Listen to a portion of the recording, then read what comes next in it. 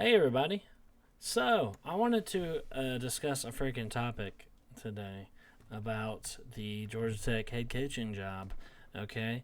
I was observing the freaking Cotton Bowl the other night, and apparently Tulane was able to pull off this insane upset over Southern Cal Trojans and Lincoln Riley over there in his first year.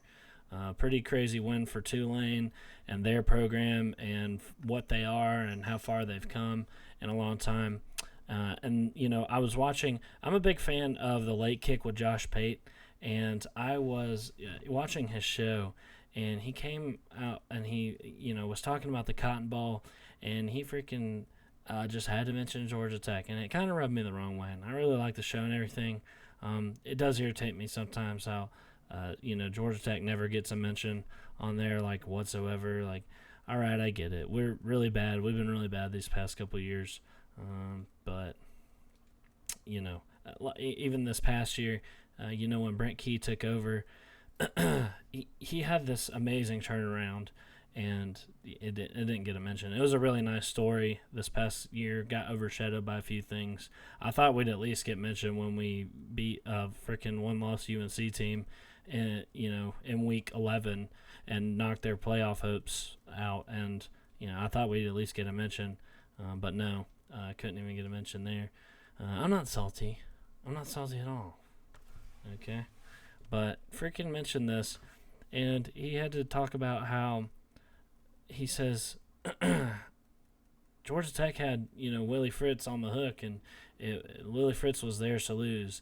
And basically, in a nice way, in a politically correct way, said that pretty much Georgia Tech missed the boat on this amazing coach that has now just gone out and beat USC with a Tulane team that he's built up. So I wanted to talk about that. I mean, obviously, Willie Fritz is a very hot name right now because he was able to pull off that amazing upset over USC. And it's great and all, but you got to look into it a little deeper than that, okay? These G5 coaches, whenever they have a really good year, their names get hot, and a lot of people are talking about them, talking about this and that. And look, just because we freaking didn't hire Willie Fritz because he had this amazing one season at Tulane, doesn't mean we had a bad hire. It doesn't mean we're freaking doomed and missed the boat and made a bad decision and all that, okay? Like, it's really frustrating to me. Well, first of all, I'm not trying to put down Willie Fritz. He's a great coach. He's done well in the group of five. It would be his first Power 5 job. And, Willie Fritz, as good as the year that he's had this year, he's been there for a long time. I think he's been there for about 6 years.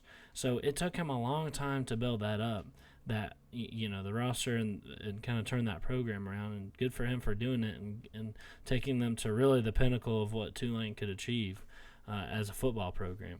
But look, Georgia Tech, yes, we didn't hire him because we didn't want to wait. It got leaked out because he wasn't going to leave his team before the conference championship. Well, we're in a very particular spot, okay, and we really needed a coach at the time because the season had just ended and our players are starting to enter the transfer portal, and we needed some stability. We had no time to recruit. We had no recruiting class to speak of. We had no staff. We didn't need a new staff, and we would need to come in and get work on the transfer portal and try to keep the players that we have here and everything like that. So, and not to mention, Georgia Tech is in its worst period in school history as far as football goes. Under Jeff Collins, it was, and so. It's just Willie Fritz. It took a long time, and he's a very old coach. Okay, he's 60-something years old, and Georgia Tech doesn't have time to. He took a long time to build up Tulane. We don't have time for that. Okay, by the time he built Georgia Tech up to respectability in his way, and I'm sure he could. I'm not saying he would be a terrible hire here. I'm not saying he wouldn't be a great hire, but by the time he built this up, he'd be 70 years old and ready to retire. Okay, and Georgia Tech needed some life injected into the program. Georgia Tech has got this freaking reputation of being, of like old fans, like old freaking white guys that that are old engineers, and it's like the most like boring hire you could have. And obviously, winning, it doesn't matter how old the coach is or whatever. I'm not being ageist or whatever. But, winning cures all that. But Willie Fritz wouldn't come in here and win immediately. I can guarantee you that. I can guarantee you that he wouldn't win immediately. You know why? Because every single one of our good players, and yes, Georgia Tech has good players, every single one of them would have left. We managed to hang on. We managed to, by hiring Brent Key, we were able to keep all of those players. It would have been a lot worse. This year for the transfer portal was absolutely insane. It just absolutely was. There's over 1,000 kids in the transfer portal. Georgia Tech was barely touched. Yes, we lost our best wide receiver. That's because we couldn't pay him enough NIL money. And we lost Jeff Sims. He was going out the door anyway, because of the whole situation with how his kind of injury went down and everything like that. So he was going anyway.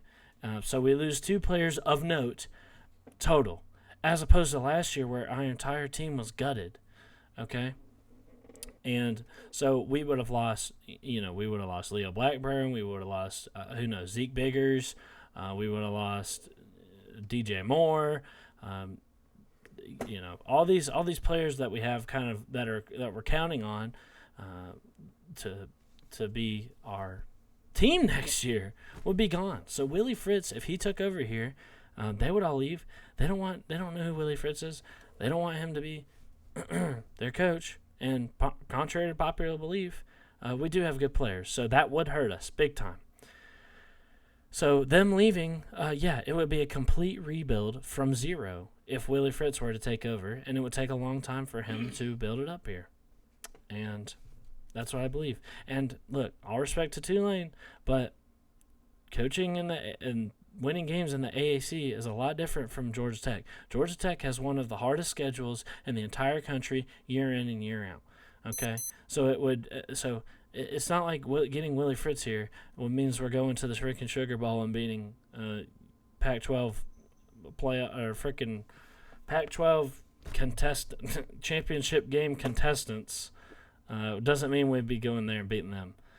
Okay, it's not guaranteed. I'm sure he'd be great.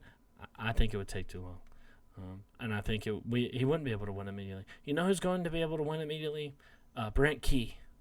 Brent Key took over in the middle of a horrific situation and turned the freaking season around into an amazing story, and he was able to turn that around in 1 week. He fixed the punt block problem. He fixed really everything. Jeff Sims was playing a lot better in the quarterback. It was night and day. The defense played out of their minds. Since the moment Collins stepped out the door, the defense was vastly improved, and he led us to a freaking victory over a couple ranked teams on the road, gave Georgia a hell of a game, and he did all that with not one but 2 starting quarterbacks going down on separate occasions. He had to adjust not once but twice to his quarterbacks going down. And he did it. And he still went on the road against all odds and freaking beat UNC in week 11. They were like 9-1, and they were able to. He was able to beat them, and it's just impressive and insane what Brent Key has done. He's the man for the job, and he's our coach, and he was the right choice. Okay, I would choose Brent Key over Willie Fritz. So if you want to know my feelings on that, there they are. Go Jackets, and Brent Key we trust. I just had to get that off my chest, okay? And I'll see you guys next time.